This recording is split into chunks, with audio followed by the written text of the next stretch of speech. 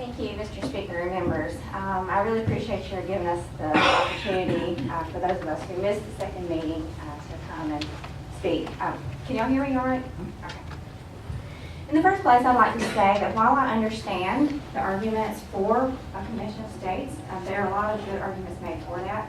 I think when you look at the facts objectively, they point to the convention of states as not being the solution, but as actually being something that would make things much worse. And so real briefly, I want to run through the reasons why I believe that. In the first place, the Constitution is not broken. The problems that we're seeing with our out-of-control federal government, that's not because the Constitution is insufficient. It's because it's being ignored. And for instance, one of the biggest points why the convention is being pushed for is because of our activist judges. There are three methods in the Constitution whereby those activist judges can be reined in. There's judicial stripping. That's where the Congress removes an issue from the purview of the courts. That's been utilized throughout history. And the second one is, of course, impeachment. That one's been grossly underutilized, but it is something that's definitely an option. And the third method is this. Simply that the Constitution did not create the judicial Supreme Court.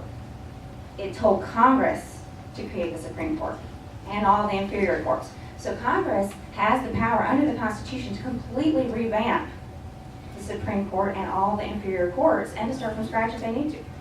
Why are they not doing that? Why are they not doing any of these things? It's not because the Constitution doesn't give us the ability to do it. It's because the people have not demanded that they do it.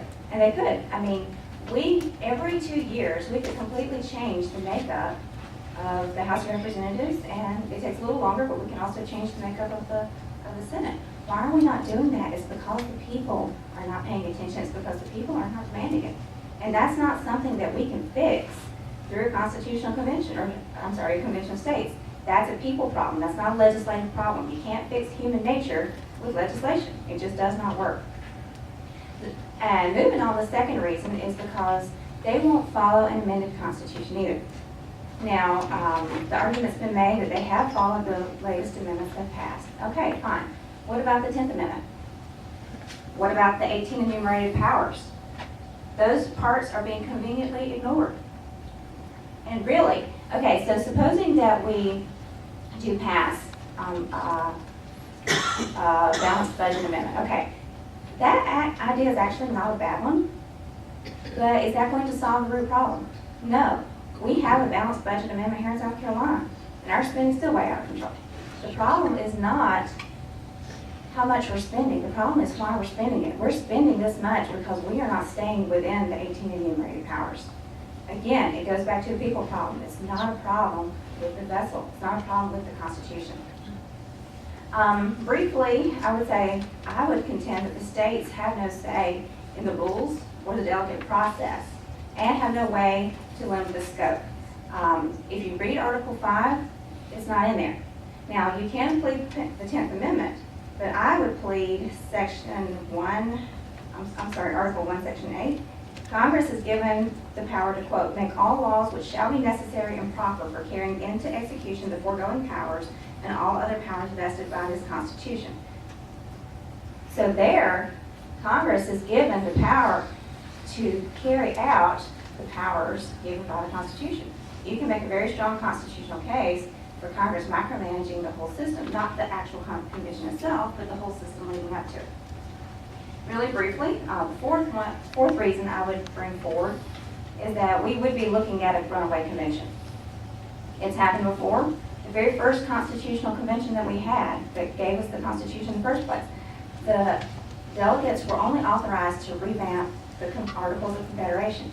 They were not authorized by their states to completely scrap them and create a brand new federal constitution that would bind the 13 independent states into 13 states with a strong federal government that was completely unprecedented since the Revolution. They did not have that power. And yet it happened. Now, as it turned out, it was okay that time because, they were founding fathers. They were patriots. They were wise. They knew what they were doing, and they put the good of their country before their own personal ambition. That's not where our country is right now.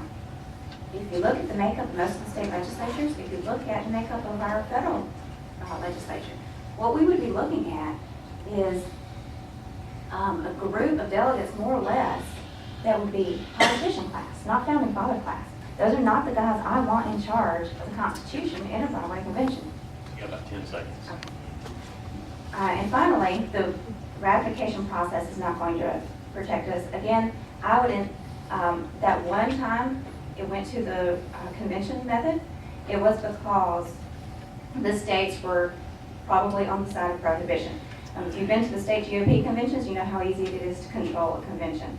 It could be done, it would not be an adequate safeguard. So I would ask you to vote against these.